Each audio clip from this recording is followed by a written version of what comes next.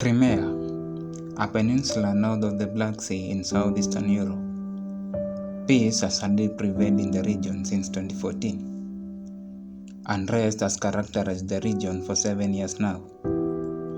Russian troops annexed Crimea Peninsula from Ukraine in March 2014. A devolution in Ukraine prompted unrest in eastern Ukraine.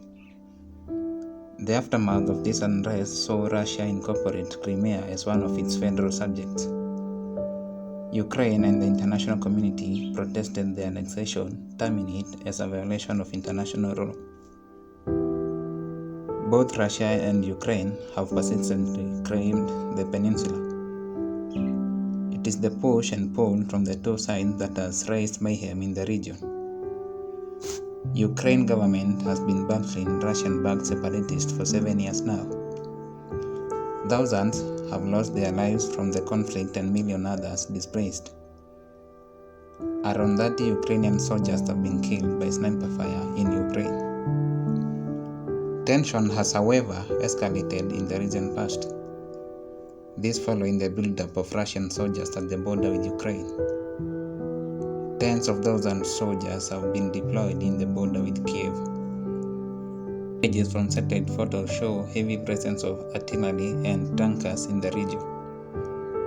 Russia has proceeded to station 2 warships at the Black Sea. Ukraine has on its part retaliated and in turn prepared their troops. Ukrainian President Volodymyr Zelensky has been on record saying that they expect anything from Putin. Western governments have also promised support for Kiev.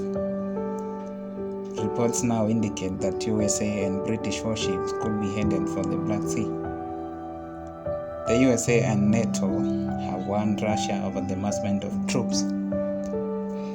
Russia has been adamant that the deployment within its borders is just a routine. The recent decision by both sides to expel each other's diplomats has accelerated the tension. The onslaught on the diplomats last week has added fuel to the already simmering war between Moscow and Kiev. NATO Secretary Mr. Jens Stoltenberg says Russian military buildup is unjustified and unexplained. Russian massing is considered to be the largest since the annexation in 2014. Russia now claims that the buildup is in response to NATO's threats. Efforts to mediate the two countries have proven difficult.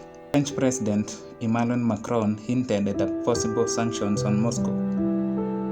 Speaking in an interview with CBS, Macron says that the international community should define clear red lines with Russia. However, Ukraine Minister for Foreign Affairs Mr. Dmytro Kuleba says the sanctions are not enough. He instead requests for material support and financial support from the West. Ukraine has also requested for full membership in NATO.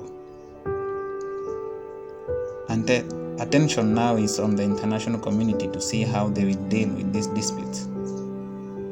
The matter is threatening to run out of hand if action is delayed.